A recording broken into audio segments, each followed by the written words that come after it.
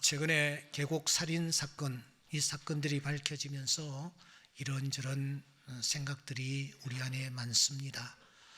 특별히 그 이은혜라는 그 여성의 부모님이 두 분 다 장애인으로 알고 있습니다. 그래서 더 가슴이 무너져 내리지 않겠나. 부모 때문에 이렇게 내 자식이 곁길로 나갔구나 하면서 참 많이 힘들어 할 것 같아요. 그 옛날 러브하우스라는 프로그램에 이은혜라는 사람이 초등학교 6학년 때 출연을 했던 것 같아요. 그때 인터뷰한 기사를 보면은 아주 맑고 밝고 명랑하고 속이 깊고 장래 희망이 무엇이냐 하니까 나같이 어려운 사람들 돕는 그런 사람이 되겠어요. 이렇게 당찬 포부를 밝히기까지 했지 않습니까? 그런데 31살 된 지금 저렇게 빗나가 있으니 그 부모의 마음이 얼마나 상심이 크겠는가 하는 생각을 했습니다. 또 하나 이 사건을 접하면서 가스라이팅이라는 단어, 이 생소한 단어가 이제는 거의 대중화되었습니다. 가스등이라는 이런 영국에서 이 단어가 유래된 것으로 알고 있는데 타인의 심리나 상황을 교모히 조작해서 그 사람이 자기 스스로를 의심하게 만듭니다. 그래서 상대가 그 사람에 대한 지배력을 강화시켜 나가는 것을 뜻하는 것으로 알고 있습니다. 이 가스라이팅은 가정이라든지 연인 사이라든지 학교에서 빈번하게 일어난다. 그렇게 학자들이 얘기를 하고 있습니다. 실제로 이 은혜에게 가스라이팅을 당했던 그 남편 윤모 씨는 상당한 그 연봉을 받는 그런 청년이었던 것 같아요. 그런데 너무너무 구차하게 사는 것입니다. 3,000원이 모자라서 구걸해 하러 다니고 라면으로 허기진 배를 채우는 그런 나날을 보내다가 급기야는 계곡 높은 곳에 서서 뛰어내리기까지 했다고 하니 여러분 얼마나 끔찍한 일입니까? 그런데 여러분 정도의 차이는 있기는 하나 우리 모두가 다 가스라이팅을 하기도 하고 가스라이팅 당하기도 한다라는 사실을 아십니까? 어떤 사람은 가스라이팅을 행하고 있습니다. 어떤 사람은 가스라이팅을 당하고 있습니다. 여러분 혹시 내 가까운 사람들과의 관계에서 이런 말을 주고받고 있지는 않습니까? 내가 이런 말을 하거나 내가 이런 말을 듣고 있지는 않습니까? 야, 다 너 잘 되라고 하는 얘기야. 나니까 이런 말을 해주는 거야. 내가 너무 예민한 거야. 다 널 사랑해서 그러는 거야. 너가 지금 너무 예민해. 널 사랑해서 그런 줄 알아. 야, 내가 아니면 누가 내 얘기를 들어주겠니? 나니까 그래도 시간을 내어 너를 만나고 내 얘기를 들어주지. 왜 옷을 그렇게 입어? 앞으로 그런 거 입지 마. 도대체 그게 뭐냐? 이렇게 핀잔을 주는 말을 하거나 또 듣고 있지는 않습니까? 내가 널 제일 잘 알아. 내가 언제 그렇게 하라고 해서 이런 말을 하거나 듣는 것입니다. 이게 가스라이팅의 출발이요. 가스라이팅을 하는 사람들, 당하는 사람들이 사이에서 일어나는 대화들입니다. 이런 얘기를 들어보면 우리도 가스라이팅을 나도 모르게 하고 있고 또 내가 가스라이팅을 당하고 있는 것은 아닌가 이런 생각들을 하지 않을 수가 없습니다. 저는 사실 이 사건을 접하면서 좀 엉뚱한 생각을 혼자서 하게 되었습니다. 가스라이팅이 정말 이게 나쁜 것일까? 무슨 말이냐? 정말 나를 위하고 나의 걸음을 반듯하게 인도해 줄, 내가 가는 걸음을 잘 알려줄 어떤 분이 나를 가스라이팅 한다면 그게 잘못된 것일까? 좀 더 구체적으로 말씀드려서 완벽한 어떤 분이, 실수가 없으신 어떤 분이 나에게 다가오셔서 나의 걸음을 인도해 주고 나는 그분의 의지와 뜻을 쫓아 한 걸음 한 걸음 한 번뿐인 인생의 길을 실수 없이 내가 걸어간다면 그 가스라이팅이 그게 잘못된 것일까? 더 구체적으로 말씀드리면 길이요, 진리요, 생명이신 어떤 분이 나를 가스라이팅 한다면 내가 그래서 언제나 그분의 뜻을 쫓고 그분의 말씀을 무게 있게 내가 받아들이면서 그분의 깨우침, 그분의 가르침을 쫓아서 내가 인생의 길을 걸어가고 있다면 그 가스라이팅이 정말 잘못된 것일까? 이런 생각을 하게 되었단 말입니다. 왜냐하면 오늘 본문에 바로 그 가스라이팅을 당한 사람이 하나 등장하고 있기 때문입니다. 바울이라는 자입니다. 그가 다메섹 도상에서 가스라이팅을 당했습니다. 그래서 그는 자기의 의지를 끊고 그분의 의지를 쫓아 아라비아 광야로 들어갑니다. 그 아라비아 광야가 어디였는지 정확히 알 길은 없지만 분명한 것은 그곳은 외진 곳이었습니다. 쓸쓸한 곳이었습니다. 낯선 곳이었습니다. 생활하기가 심히 불편한 그런 곳이었습니다. 그런데 그러한 곳에서 이 사울이라는 청년이 무려 3년 동안이나 그곳에 머물렀다라고 말하고 있습니다. 3년 동안 그곳에 머무는 것이 자신의 의지로 가능했을까요? 그래서 저는 한 주 내내 3년 만에라는 이 단어가 제 뇌리에서 떠나지를 않았습니다. 그 후 3년 만에 언어를 찾아보니까 메타라는 전치사를 쓰고 있습니다. 이 전치사는 좀 특별한 뜻을 가지고 있는데 완전히 채워서 이것이 완벽하게 끝난 후에 뒤에 다 채운 뒤에 이런 뜻을 가지고 있습니다. 그리고 문맥에서 우리가 확인하는 대로 이 부사구를 제일 문장의 앞부분에 내세우고 있습니다. 앞부분에 내세운다는 것은 강조형이지 않습니까? 왜 이 3년 만에 이 부분을 강조하고 있는 것일까? 오늘 이 성경을 읽고 있는 독자들로 하여금 3년 만에라는 이 단어를 그냥 지나치지 말고 눈여겨보라고 하는 뜻은 아닐까 하는 것입니다. 아시는 대로 그는 잘 준비된 자였습니다. 출신도 대단했습니다. 성분도 남묻지 않았습니다. 학력은 그야말로 최고의 학력을 그가 소유하고 있었습니다. 인격도 남달랐습니다. 여기에 믿음까지도 나무랄 데 없는 그런 자였습니다. 잘 다듬어졌습니다. 그 자신의 고백을 빌린다면은 율법의 의로도 흠이 없는 자가 그 사람이었습니다. 그런 그가 여러분 그 외진 곳에 사람이 없는 곳에 그곳에 3년이라는 긴 기간 동안 헛송세월할 필요가 있었겠습니까?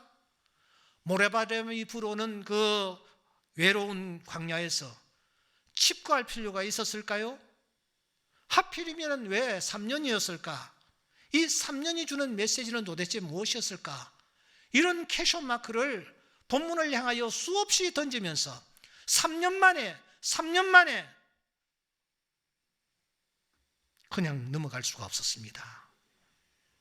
그래서 우리는 먼저 3년이 의미하는 바가 무엇인지를 살펴야 됩니다. 다윗이 말년에 인구조사를 한 적이 있어요. 하나님이 이 다윗이 인구조사를 하면서 자기 이의 세력을 과시하는 것을 굉장히 기분 나빠하셨습니다. 그래서 선지자 갓을 이 다윗에게 보내십니다. 갓은 하나님의 말씀을 다윗에게 이렇게 전합니다. 혹 3년 기근이든지, 잘 보세요, 3년 기근이든지 석 달을 적군에게 패하여 적군의 칼에 쫓기든지, 아니면은 3일 동안 전염병이 온 땅에 창궐하든지 너 이 세 가지 중에 하나를 택해라. 하나님이 그렇게 말씀합니다. 유의해 볼 것은 3년, 석 달, 그리고 사흘입니다.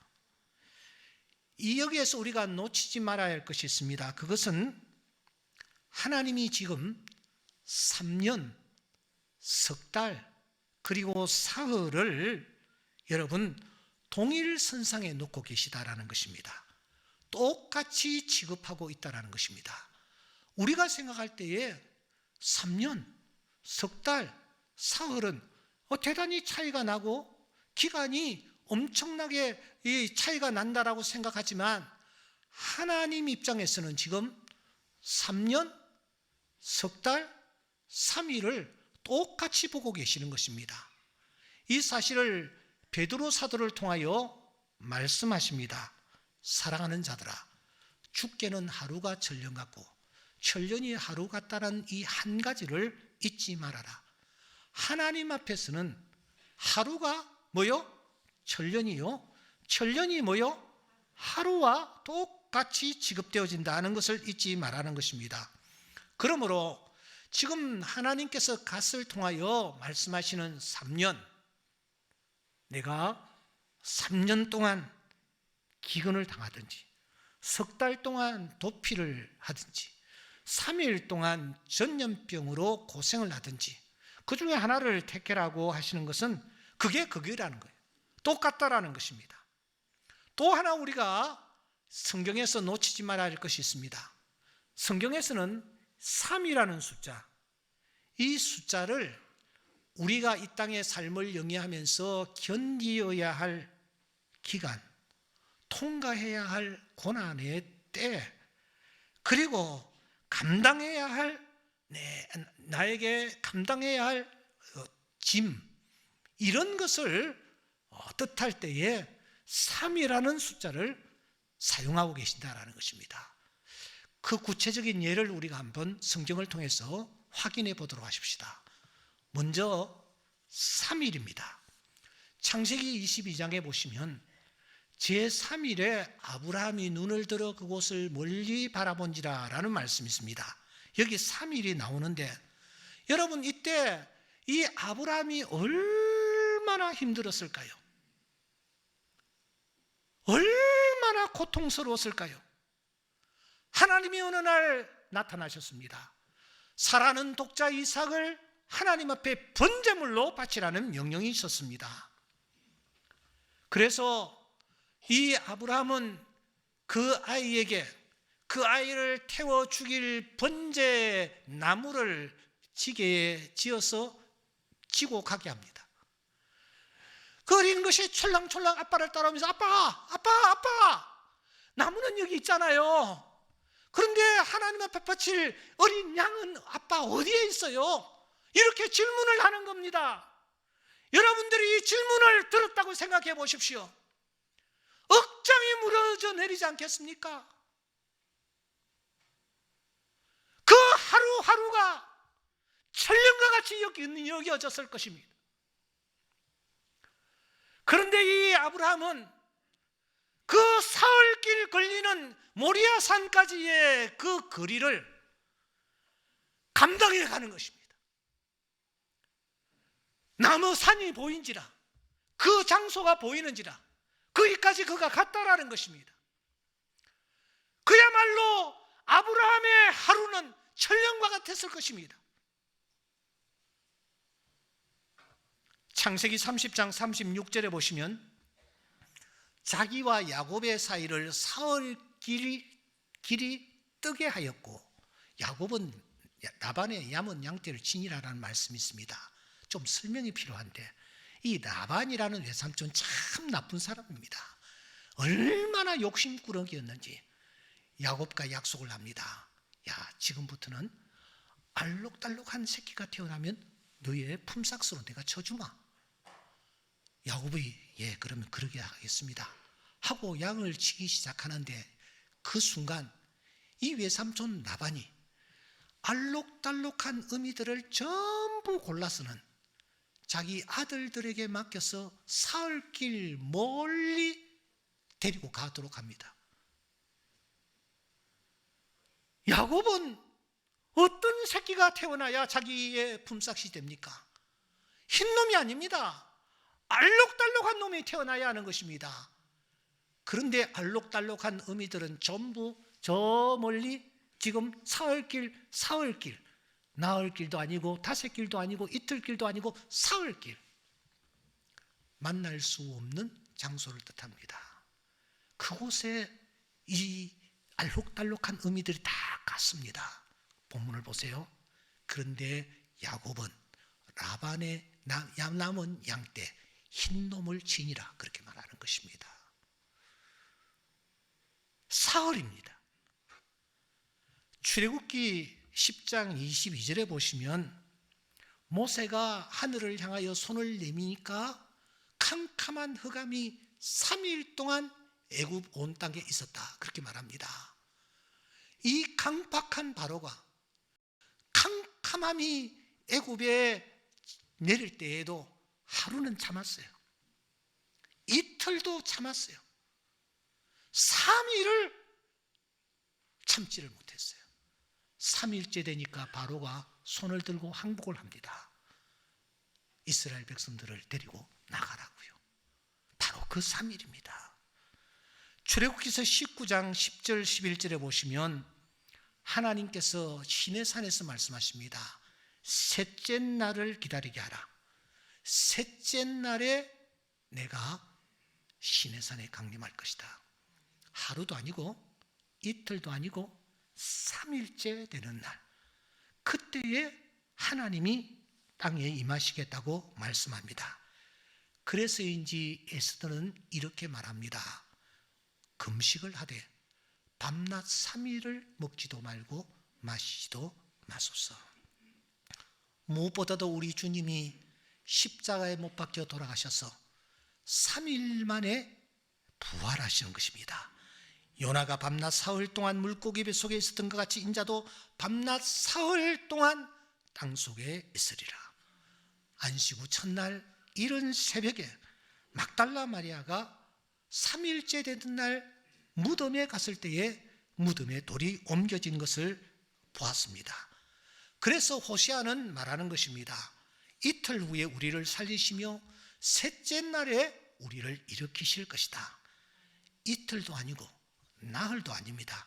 셋째 날에 우리를 일으킬 것이라고 말씀하는 것입니다. 그러므로 여러분, 성경에서 이 사흘은 언제나 인간이 감내할 수 있는 한계점, 한계의 기간, 이것을 뜻하는 것입니다. 두 번째로 석 달에 대해서 우리가 살펴보십시다. 출애굽기서 2장 2절에 보시면 모세를 석 달 동안 숨겼습니다. 그런데 3절에 무엇이라고 말하느냐 하면은 더 숨길 수가 없게 되며 석 달까지는 숨길 수가 있었어요. 그런데 이 아들 모세를 더 이상 숨길 수가 없게 되었습니다. 언제? 석 달이 되며. 출애굽기서 19장 1절에 보면은 이스라엘 백성들이 애굽 땅을 떠난 지 3개월이 되던 날 그들이 시내 광야에 이르렀다, 그렇게 말하고 있습니다. 사무엘하 6장 11절에 보시면 하나님의 괴가 오벳 에돔의 집에 석 달을 있었는데 하나님께서 비로소 그 온 집에 복을 주셨다, 그렇게 말합니다. 한 달이 아니에요. 두 달이 아니에요. 석 달을 채웠을 때에 비로소 하나님의 복이 그 오벳 에돔의 집에 임한 것을 우리가 발견합니다. 창세기 38장 24절에 보면은 석 달쯤 후에 유다의 며느리 다말이 행음했다라는 사실이 알려졌습니다. 한 달은 괜찮았습니다. 두 달은 괜찮았습니다. 석 달이 되니까 그 사실이 다 발각이 되었다는 것입니다. 여기에서 보듯이 석 달이라는 것 또한 우리 인간이 감내할 수 있는 한계점을 뜻하는 사건으로 우리에게 주어지는 것입니다. 마지막으로 3년에 대해서 우리가 살펴보십시다. 3년이 의미하는 바가 무엇일까? 창세기 15장 9절에 보시면 3년 된 암소, 3년 된 암염소, 3년 된 순장을 하나님께서 제물로 받으시겠다고 말씀합니다. 4년 된 것도 아닙니다. 2년 된 것도 제물이 될 수가 없습니다. 3년 된 것을 강조하시는 것입니다. 비로소 3년이 되었을 때에 그 짐승을 하나님이 제물로 받으시겠다, 그렇게 말씀하는 것입니다. 열왕기상 18장 1절에 보시면 하나님이 이스라엘 백성에게 하나님께서 진노하시고 비를 내리지 않았습니다. 그런데 제3년에 하나님이 먼저 나서서 말씀하십니다.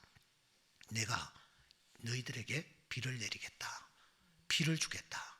하나님이 3년 되었을 때에 그냥 비를 주시겠다라고, 누가 강구하지도 않았는데 비를 주시겠다고 말씀하시는 것입니다. 왜냐하면 3년 이후에는 온 가뭄이 세상에 창궐하여서 더 이상 사람들이 살 수가 없다라고 하나님께서 판단하셨기 때문입니다. 누가복음 13장 7절에도 3년이 나옵니다.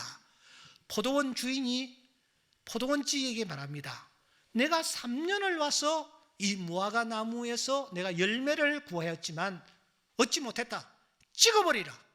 하나님은 1년은 기다리셨습니다. 2년은 기다리셨습니다. 3년은 기다리셨습니다. 그런데 이제 아니라는 것입니다. 하나님이 그 무화과 나무를 찍어버리다고 말씀하시는 것입니다. 사도행전 20장 31절에 보시면 바울 사도가 마지막 순간 에베소 교회 장로님들을 불러서 이렇게 얘기합니다. 내가 밤낮 3년이나 쉬지 않고 내가 눈물로 각 사람을 훈계하던 것을 내가 기억하라. 무엇보다도 우리 주님의 공생의 사역이 몇 년입니까? 1년도 아니었습니다. 2년도 아니었습니다. 4년도 아니었습니다. 3년이었습니다. 3년 동안 사역하신 예수님, 십자가에 못 박혀 돌아가셨을 때에 그분의 입에서 데텔레스타이, 다 이루었다라는 말씀을 하나님께서 하셨습니다. 그러므로 여기에 3년 또한 우리 인간인 인생의 길을 걸어가면서 우리가 감당할 수 있는 어떤 한계점, 아니 감당해야 할 기간, 고통의 순간, 고난의 과정, 이런 것들을 여러분 뜻한다라는 것입니다. 그러니까 여러분 3일, 석 달, 3년은 다 같은 뜻을 담고 있습니다. 인간의 한계점을 뜻하는 것입니다. 인간의 한계점을 뜻하는 그 기간이 있다라는 것을 오늘 본문은 우리에게 가르쳐 줍니다. 그것이 3일일 수도 있고 석 달일 수도 있고 3년일 수도 있다라는 것입니다. 오늘 이 말씀은 오늘 우리 모두도 다 우리에게 3년이 있다라는 것입니다. 모두에게 3년이 있다라는 것입니다. 주님은 씨 뿌리는 자의 비유를 통해서 이 사실을 다시 한번 말씀하십니다. 밭이 펼쳐지고 있습니다. 길가입니다.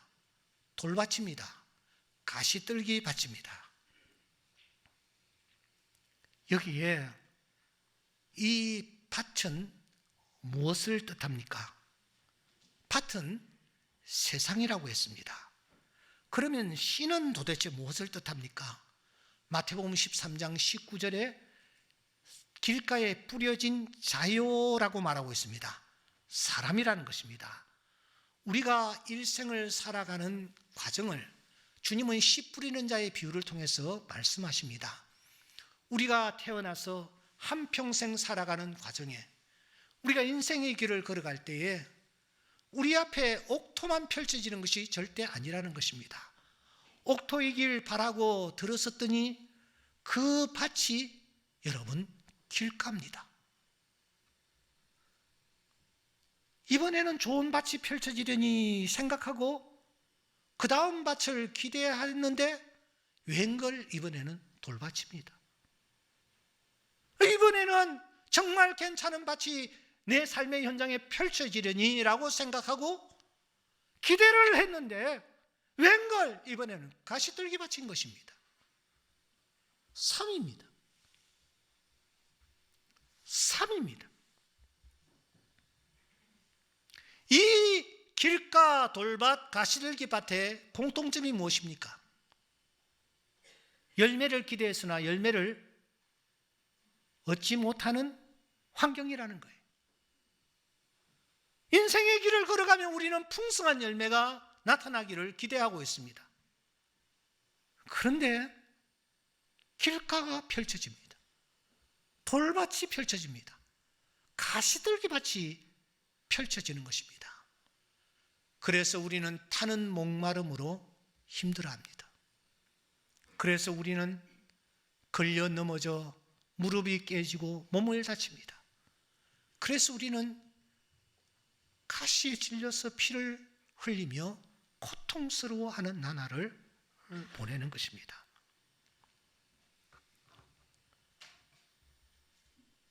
힘들고 고통스러운 나날, 그 나날이 우리 삶의 현장에 펼쳐지고 있다는 것입니다. 바울도 로마서 5장에서 의미심장한 메시지를 우리에게 줍니다. 5장 1절에 보시면 그러므로 우리가 의롭다 하심을 받았다. 완료형입니다. 의롭다 하심을 받았다. 이 말은 쉽게 말하여 우리가 구원을 받았다는 뜻입니다. 구원을 받은 자에게 첫째 나타나는 현상이 무엇이냐면은 2절 은혜에 들어감을 얻는다. 은혜에 들어감을 얻는다. 그러니까 구원받은 자는 하나님의 은혜를 깨닫습니다. 하나님이 이렇게 추악한 나를 하나님이 구원해 주셨구나. 은혜에 들어감을 얻었다. 이것도 완료형입니다. 은혜를 받았습니다.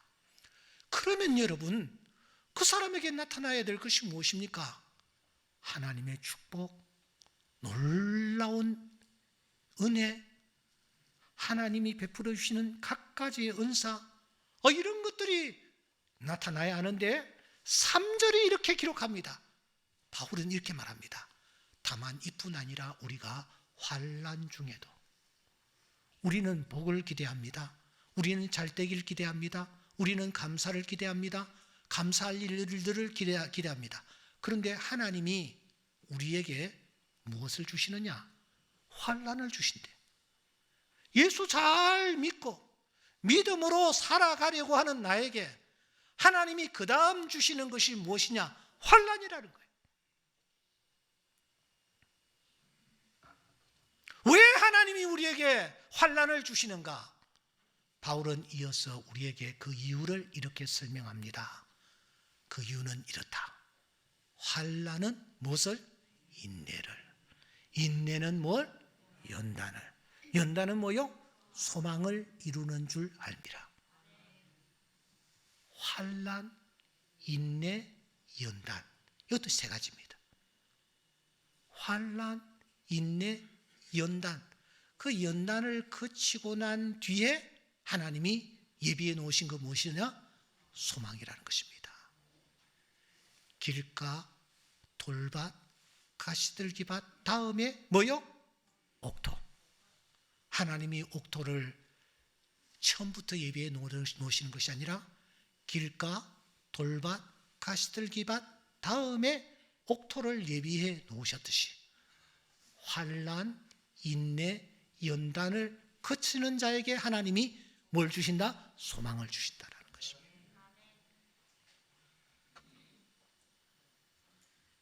여기서 우리가 놓치지 말아야 할 것이 있습니다. 누구에게나 3년은 있다라는 거예요. 누구에게나 3년은 있습니다. 그 3년이 사람에 따라서 여러 가지 사건과 환경에 따라서 3년이 다를 수는 있습니다. 어떤 사람에게는 그 3년이 3일일 수도 있고요, 석 달일 수도 있고요, 3년일 수도 있고요, 10년일 수도 있습니다. 때는 하나님이 정해 놓으십니다. 그래서 우리는 그 3년이 어느 정도의 기간일지 우리는 알지 못합니다. 하지만 분명한 것은 우리에게 3년이 있다라는 것입니다. 그런데 바울에게는 그때가 3년이 진짜 3년이었습니다. 그때 이 바울은 그 3년을 잘 견딥니다. 그는 분명 바짝 마른 길도 경험했을 것입니다. 돌짝밭도 경험했을 것입니다. 더 나아가 가시들기 밭도 경험했을 것입니다. 환난과 인내와 연단의 과정도 거쳤을 것입니다. 하지만 바울은 그때 그렇다고 해서 그 아라비아 광야에서 뛰쳐나오지를 않았습니다. 하나님이 나에게 3년을 주셨다. 이 3년을 기다리며 인내하며 그가 앞으로 나아갔습니다. 그 3년을 통과하고 나니 하나님이 드디어 그에게 옥토에 이르길 수 있게 하시고 소망을 가질 수 있게 하시고 하나님이 쓰시는 귀한 하나님의 일꾼으로 쓰임받는 남은 여생을 보낼 수 있었다라는 것입니다. 사랑하는 여러분, 가시제히 강조합니다. 누구에게나 3년이 있습니다. 그 3년을 내가 어떻게 해석하느냐, 어떻게 내가 감당하느냐, 인내하느냐, 이것이 그 사람의 생애를 결정짓습니다. 금년도는 우리 교회 창립 77주년입니다. 1945년에 이렇게 교회가 창립했으니까 77주년 됩니다. 공교롭게도 담임 목사가 이 교회에 부임한 지 33주년 되는 해입니다. 77, 33. 글자의 조합이 좀 여러분 요상하지 않습니까? 예. 그래서 지나간 날들이 주마등처럼 스치며 지나가곤 합니다. 그래서 지난주에도 제가 간단히 간증을 한 바 있습니다. 33년 결코 짧은 기간이 아니었습니다. 우여곡절도 참 많았습니다. 30대 중반에 이 교회 담임으로 부임하여 여러 과정을 거치면서 이런저런 많은 일들을 경험했습니다. 중요한 것 하나는 제가 이 교회에 부임한 지 10년이 되었으나 아무 일도 일어나지 아니했다라는 거예요. 이게 하나님의 은혜요, 이게 하나님의 기적이라는 그런 일들이 전혀 일어나지 않았습니다. 10년째 되는 1999년 6월 첫째 주일을 앞두고 무엇이라도 해봐야 되겠다라는 몸부림이 제 안에 있었습니다. 그래서 제가 엎드렸고, 그리고 나름으로 고안해낸 것이 여러분들이 잘 아는 충정 2020 비전이었습니다. 주일날 그날 아침 강고 시간에 여전도의 회장 한 분, 남전도의 회장 한 분을 강대상에 올려 세워놓고서는 손을 들게 하고 충정 2020 비전을 선포하게 했습니다. 성도들은 전부 다 이런 인쇄물을 하나씩 사전에 나누어줘서 가졌습니다. 20페이지가 넘는 인쇄물을 만들어 가지고 이제 성도들에게 나누어주고 그 안에 들어있는 충정 2020 비전을 손을 들고 선포를 하게 했습니다. 그런데 충정 2020 비전을 선포해도 아무 일도 일어나지 않는 거예요. 아무 일도 일어나지 않는 거예요. 그렇게 여름이 지나갔습니다. 9월 달에 접어들었습니다. 아무 일도 일어나지 않는 거예요. 그러던 1999년 6월 11일 토요일 오후 3시경에 누군가가 저에게 전화를 하나 걸어왔습니다. 여러분 잘 들으세요. 대단한 것 아니에요. 전화 한 통합니다. 전화가 하나 걸려왔어요. 받아보니까 제 친구 목사였어요. 그런데 이분은 저하고 신학교를 같이 다니기는 했지만 졸업하고 20년이 될 때까지 한 번도 만난 적이 없는 친구입니다. 통화를 해본 적도 없는 친구입니다. 그 친구가 전화를 걸어온 거예요. 그래서 제가 미안했습니다. 내가 좀 전화를 해야 되는데 너무 미안하다고. 사실 그때 저는 완전히 제가 번아웃 되어 있는 상황이었습니다. 누구를 만나기도 싫고 어떤 모임에 나가는 것도 싫고 그냥 혼자서 지하실에 마련된 조그마한 제 방에 앉아 있는 나날이었습니다. 그 친구가 나도 그렇지 뭐 하면서 얘기를 꺼내는 겁니다. 오 목사, 그런데 내가 저 일산 신도시에 괜찮은 중교 부지가 하나 나왔다는 얘기를 듣고 내가 재정을 다 끌어모아서 그 땅을 구입하려고 해보니 도무지 재정적으로 내가 감당이 되지를 않아. 그래서 포기를 해야 되겠는데 이 고급 정보를 누구한테 알려줄까? 그렇게 생각을 하는데 이상하게 다 자네 얼굴이 떠오르는 거 아닌가? 그래서 내가 전화를 했네. 생각이 있으면 한번 가보게. 그렇게 하고 전화를 끊었습니다. 수화기를 내려놓았지만 그 순간 저는 안 돼. 내가 이 충정로에서 어떻게 일산으로, 어떻게 전 연세 많으신 권사님들을 모시고 일산으로, 차도 없는 저분들 어떻게 일산으로 오라고 한단 말인가? 안 돼, 안 돼, 안 돼. 그렇게 하여 그 다음 주일을 그냥 지켰습니다. 월요일 아침에 제가 아내에게 토요일 있었던 얘기를 나누면서 오늘 쉬는 날이니까 그 일산이라는 곳에 한번 가보자고. 그래서 둘이서 이제 일산에 왔죠. 너무 생소한 동네였기 때문에 그 친구가 얘기해 놓은 장소를 찾을 수가 없었습니다. 엉뚱한 장소를 찾았습니다. 그래서 봉변을 당하기도 했습니다. 그러다가 이 장소에 와서 보니까 장소가 괜찮은 것 같아요. 하나님이 무슨 뜻을 가지고 계셨을까? 왜 그 친구가 20년 만에 나에게 전화를 했을까?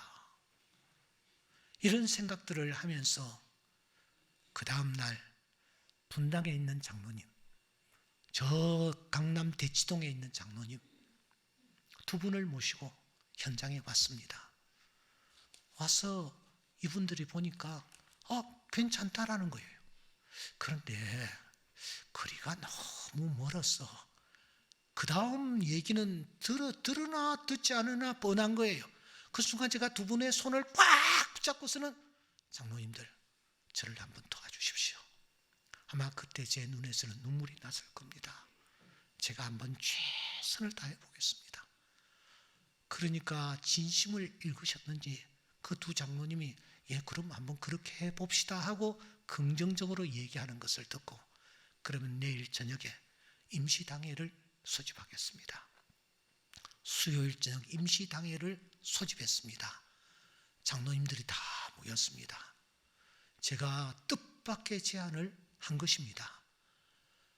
이분들은 일산이 어딘지, 일산의 그 땅이 어디쯤 있는지, 얼마나 넓은지 자세한 내용을 알지 못하는 상태였습니다.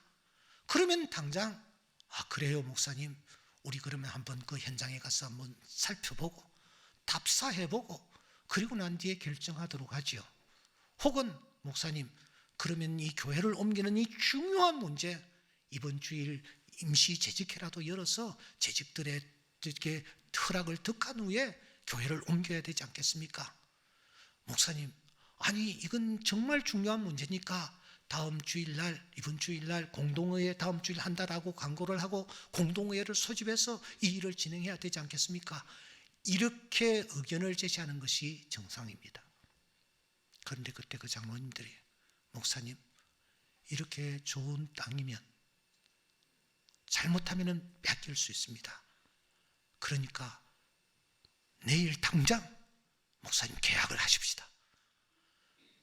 그렇게 하여 목요일 날 여러분 그 땅을 계약하게 된 것입니다.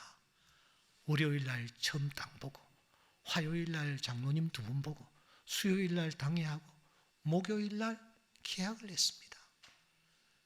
그게 오늘 여러분들이 앉아 계시는 이 땅입니다.